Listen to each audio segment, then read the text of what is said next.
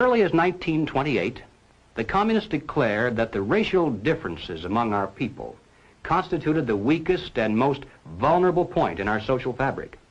By constantly probing and straining at this one spot, they calculated that eventually the cloth could be torn apart and that Americans could be divided, weakened, and perhaps even set against each other in open combat.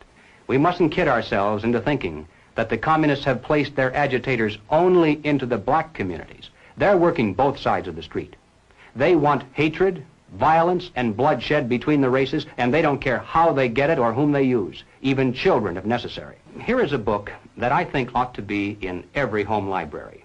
It's entitled Color, Communism, and Common Sense by Manning Johnson. He joined the party as a young man because he honestly believed that the communists were trying to improve the conditions of his people. He was a dedicated communist, and eventually he rose to one of the highest ranks. But after many years, he discovered that instead they were merely planning to use his people in a bloody revolution to destroy America. And when he woke up to this, he dropped out of the party and devoted the rest of his life trying to alert his fellow citizens of all races to the true nature of the Communist Party as he knew it to be from the inside. Manning Johnson said, "Black rebellion was what Moscow wanted. Bloody racial conflict would split America. During the confusion, demoralization and panic would set in. Then finally the Reds say, workers stop work. Many of them seize arms by attacking arsenals. Street fights become frequent. Under the leadership of the Communist Party, the workers organize revolutionary committees to be in command of the uprising. Armed workers seize the principal government offices, invade the residences of the president and his cabinet members, arrest them, declare the old regime abolished, establish their own power." Now, here is a piece of vicious communist propaganda that perhaps some of you have seen. It's called The Crusader. It's written by Robert F. Williams, one of the organizers of the Revolutionary Action Movement. In this issue of The Crusader, the communists call not only for extensive chaos within the cities, but for putting to the torch every village, every forest, every field, and every barn. The plan is for raging fires from one city to the next. The reason? Well, first, there's the value of sheer destruction. Secondly, it would force us to deploy our defenses and rescue units over the widest possible area. The communists point out that as long as our police and National Guard remain concentrated, they're invincible. But if they can be forced to spread out over the entire city and into the countryside as well, then they can be picked off from ambush one by one. And the third value of massive fire to the communists is psychological.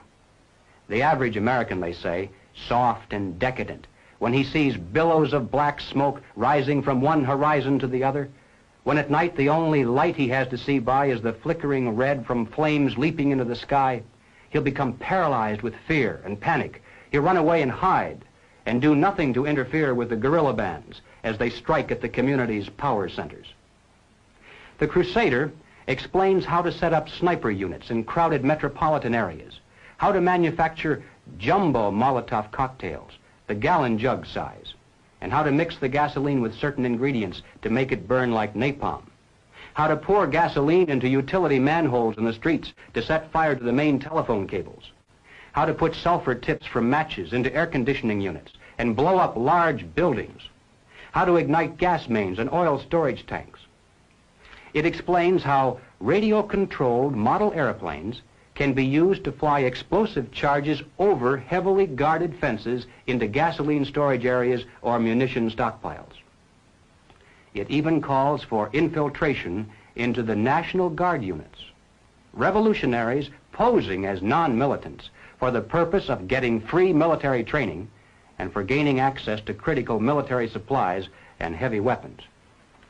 And then, finally, Robert Williams says this: any all-out minority revolution must create a state of crisis wherein almost all of the male population would be forced to remain in their homes to protect their property and families. The middle class is very large, but it is not accustomed to deprivation and terror. Because of its affluence, it has waxed soft. It has no stomach for massive fire, blood, and violence. The motive force behind its life drive is its endless pursuit of prestige, conspicuous consumption, and sensual pleasure. A few years of violent, sporadic, and highly destructive uprisings will set the stage for the grand finale. After the stage is properly set through protracted struggle, America could be brought to her knees in 90 days of highly organized, fierce fighting, sabotage, and massive firestorm. Ladies and gentlemen, the plans and preparations for a communist revolution of force and violence are far advanced. The organization behind these preparations has almost unlimited financial resources, and it provides both training and leadership based upon years of experience in many other countries. Our enemies are deadly serious about their task, and it's nothing short of national suicide for us to continue to ignore their plans and their progress. The violent revolution becomes of primary value to the communists to the extent to which it can be used to condition the masses psychologically to accept the non-violent revolution, which is offered supposedly as the only alternative.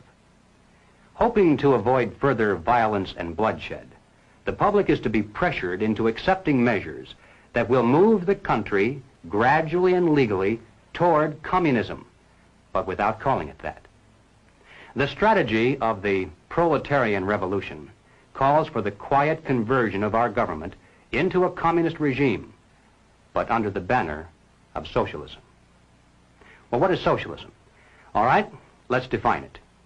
According to the dictionary, socialism is a political concept based upon the principle of government ownership and control of property, the means of production, and the avenues of commerce. Under socialism, those who run the government, and the communists are confident that in America they eventually will be the ones who do so, those who run the government will know who is to get something and who has to wait, and that represents control over human beings. What has all this to do with the communist revolution in America? Well, ladies and gentlemen, it has everything to do with it, because the building of socialism is the communist revolution in America. It represents the process whereby our country can be moved gradually toward communism without the people even being aware of it.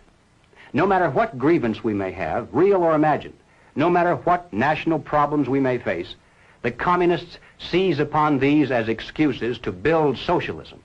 They have one and only one solution for all problems: more government, and then more and more until it's total government.